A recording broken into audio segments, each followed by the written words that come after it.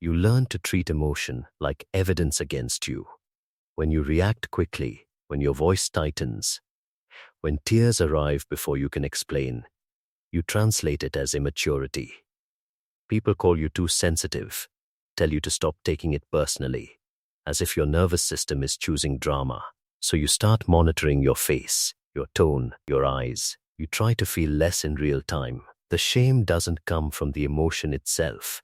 It comes from the idea that an emotional person is automatically weak. You wonder if being an empath makes you unfit for rooms. You hear highly sensitive person, and it sounds like a flaw with a nicer label. The question returns, what is wrong with you? You don't only cry when you are sad. You cry when you are angry and can't make the anger land. You cry when someone's tone shifts and you sense rejection before words arrive. Tears show up in meetings, in cars, in kitchens, in places where you promised yourself you would stay composed. Your body responds before your story does. You absorb the atmosphere of a room, the tension between two people, the quiet disappointment in a friend's pause. Afterward, you feel heavy, as if you carried emotions that weren't assigned to you. You can be fine, then overwhelmed by a song, a memory, a look. It isn't that you want attention. It is that your emotional sensitivity detects more, sooner, and you register it as intensity. Later you replay it and feel embarrassed,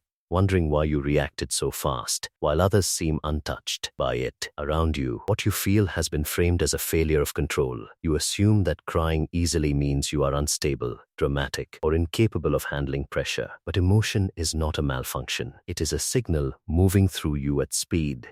You were taught that strength looks like distance, that composure means delay, that feeling less is the same as coping better.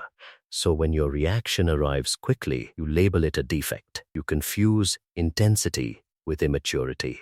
You measure yourself against people whose systems respond more slowly and conclude that something in you is broken. Yet reacting deeply is not the same as reacting poorly. It only feels wrong because it was never explained to you correctly. You are not reacting from excess emotion. You are responding to information. Some nervous systems register subtle changes faster and more vividly. Sound, facial movement, tone, timing, and relational shifts are processed with higher resolution. This is not pathology. It is perception.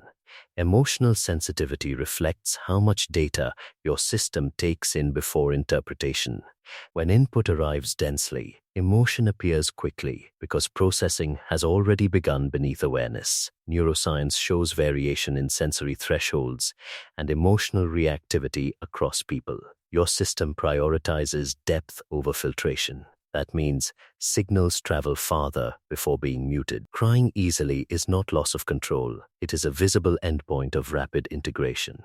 Where others dampen input early, you carry it through. Biology does not grade this as better or worse. It simply describes different processing styles, each with trade-offs, each shaped by genetics and experience. It explains why emotional people notice nuance, connection, and threat early, and why the cost is visibility. This is description, not judgment, and it places responsibility back on explanation, without moral weight attached to your reactions. Nothing more, just clarity. Here, Oak. Think of emotional sensitivity like a system tuned for high resolution. A standard screen shows enough detail to follow the picture. A high-resolution screen shows more texture, more contrast, more variation in light. Neither is fragile. One simply reveals more information. When your emotional system is tuned this way, you don't just register events, you register layers. Subtle shifts become visible. Emotional depth is not a leak, it is bandwidth. What looks like excess reaction is often the natural response of a system receiving a fuller signal. You are not breaking under weight, you are responding to detail. This metaphor does not praise or diminish you. It only reframes what has been mislabeled. High resolution was never meant to be numb.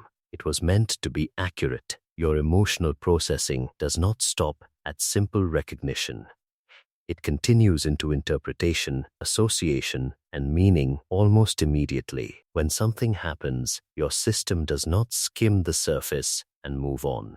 It tracks impact, context, intention, memory, and relational weight at the same time. Emotional intensity forms because these layers are processed together instead of in sequence. Empathy increases this load further.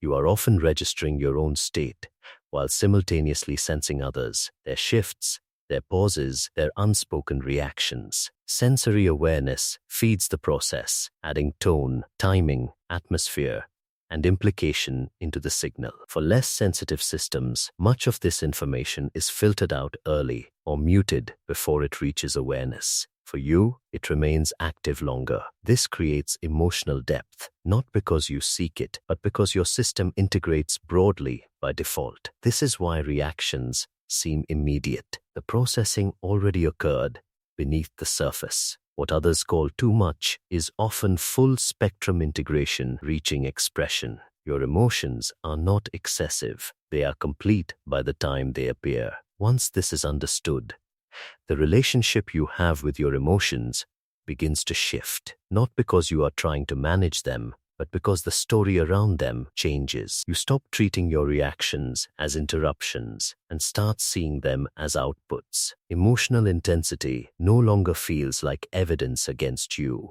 It feels like information moving through a system designed to notice more. You are still aware of social expectations, of timing, of context, but the internal accusation softens. Instead of asking why you cannot be like others, you recognize that your system was never built for distance. It was built for contact. Emotional expression becomes something that happens, not something that indicts you. The pressure to suppress gives way to understanding, and understanding creates space without requiring effort.